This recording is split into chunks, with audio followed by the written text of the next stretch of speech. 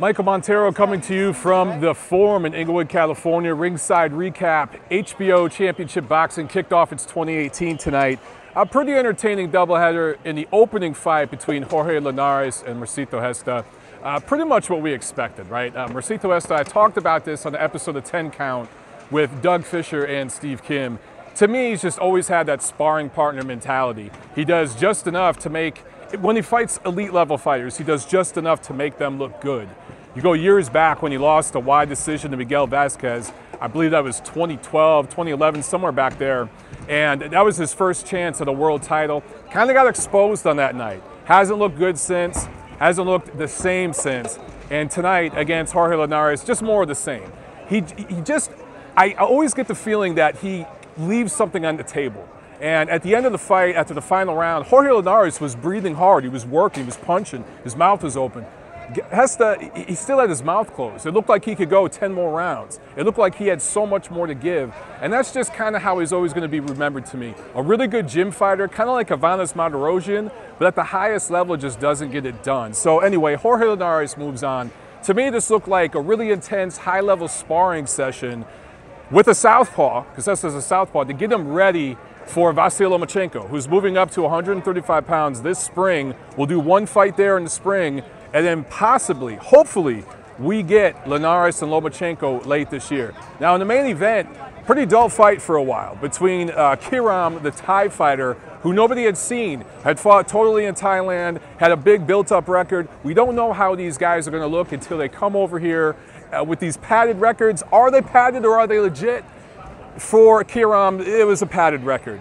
This was his chance. And against Matthysse, who started slow and looked sloppy, Kiram did good early on with the left hand, kept Matthysse at bay.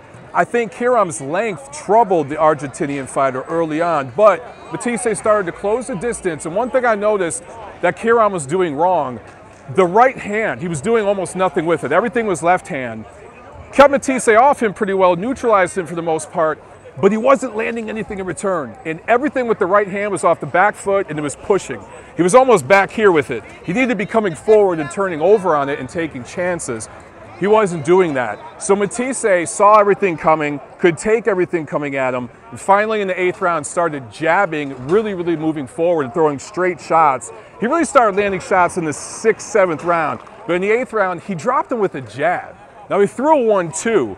But Kiram went down on the jab, and the right hand was just a glancing blow. It kind of slid off the side of his face, didn't even really land. Kiram got up, but he acted like it was this bomb that landed. It was just a jab, and he went down and his eyes rolled back. He's like, whoa, he made this expression like he just ate a huge punch. Gets up, fights back, throws back some hard punches, and it looked like it woke him up, and he started fighting hard. But then against the ropes, Matthysse lands a counter jab, just a jab. And Kiram goes down again, goes down twice off a jab. I don't know if I've ever seen that. And acted like he was really hurt. The ref waves the fight off. Raul Caius Jr. waves the fight off. That's it. It's a TKO win in the 8th round for Matthysse, who didn't look very good in this fight. But Kiram, I'm trying to figure out, did he take, I'm not going to say he took a dive, but was he looking for a way out of there? Was he looking to save face and get out of there? Or did something happen on one of those jabs? Did he break his nose? Did he hurt his eye? Right in my shot. It's all good, brother.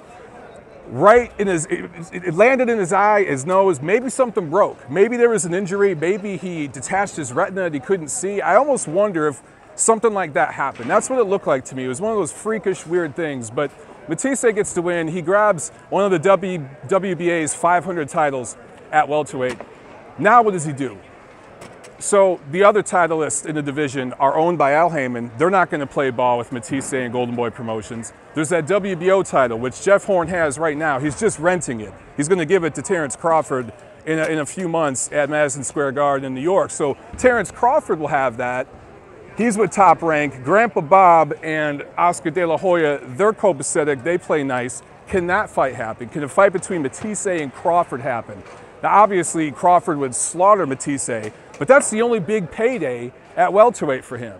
So if the point for Matthysse and Golden Boy is to get him some money before he retires, what are they going to do? There's no other choice but to go with Crawford. I can't see them going to Spence or Thurman or anything like that. So maybe Crawford. Who else is there besides that? Let me know what you guys think. Comment below. Like, share, subscribe. I'm Michael Montero. I'll see you at the fights.